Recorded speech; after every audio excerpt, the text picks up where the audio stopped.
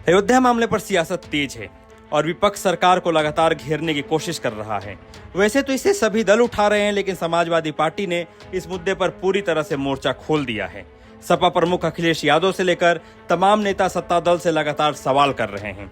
इसी कड़ी में सपा के वरिष्ठ नेता और प्रदेश सरकार में पूर्व मंत्री पवन पांडे ने भी तीखा हमला बोला है। एक वीडियो संदेश जारी कर पवन पांडे ने पूरे मामले को लेकर कई गंभीर सवाल खड़े किए हैं। उन्होंने सरकारी कार्रवाई, प्रशासन की भूमिका और पूरे घटनाक्रम की निष्पक्ष जांच को लेकर सवाल उठाए। साथ ही उन्होंने आरोप लगाया कि इस मामले में सच्चाई सामने लाने के बजाय जिम्मेदार लोगों को बचाने की कोशिश की जा रही है।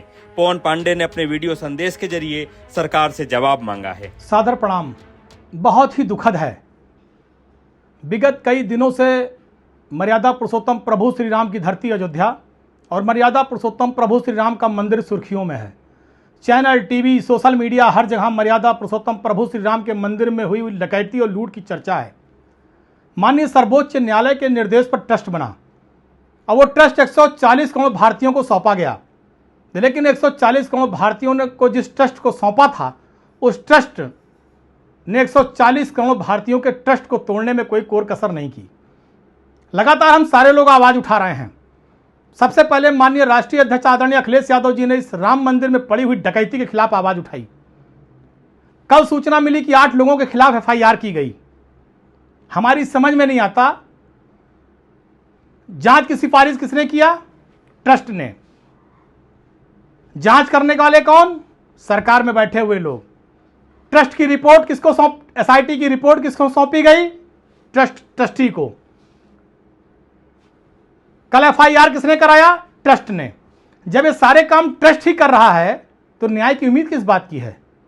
जिन पर आरोप लगा है डकैती का, जिन पर यह आरोप लगा है कि जिनके संरक्षण में डकैती हुई है, जिनके संरक्षण में चढ़ावा लूटा गया है, जिनके संरक्षण में गहने आभूषण गायब हुए हैं, उनका तो कहीं नाम ही नहीं है।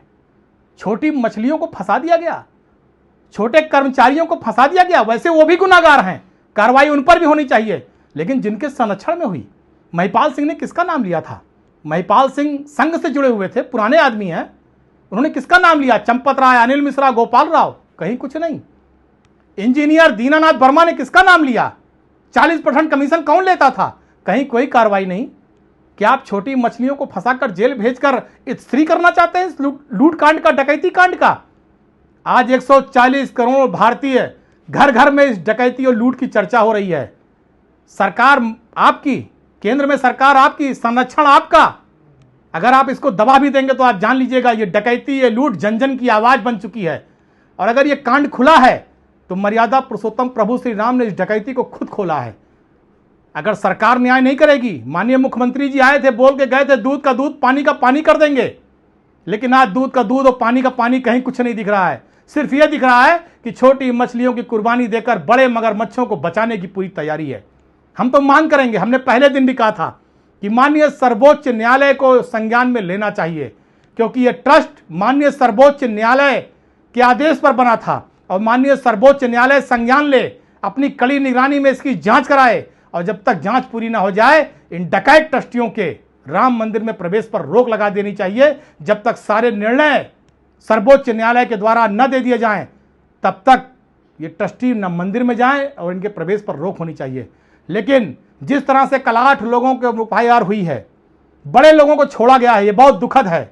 मैं तो आज यही मांग करूंगा कि माननीय सर्वोच्च न्यायालय स्वतः संज्ञान ले, क्योंकि 140 करोड़ भारतीयों के साथ साथ विदेशों में, पूरी दुनिया में रहने वाले जो प्रभु श्री राम में आस्था रखते हैं, उन सब की आस्था का सवाल है, विश्वास का सवाल है, सर्वोच्च न्यायालय की विश्वसनीयता का सवाल है, क्योंकि उनके विश्वास पर ट्रस्ट बना था। इसलिए आस्था के साथ खिलवाड़ ना हो, आस्था मरने न पाए, आस्था का विश्वास टूटने न पाए, इसलिए माननीय सर्वोच्च न्यायालय को संज्ञान लेना चाहिए।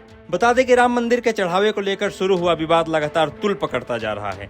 एसआईटी के गठन और रिपोर्ट सौंपे जाने के बाद 8 लोगों के खिलाफ एफआईआर दर्ज हो गई है।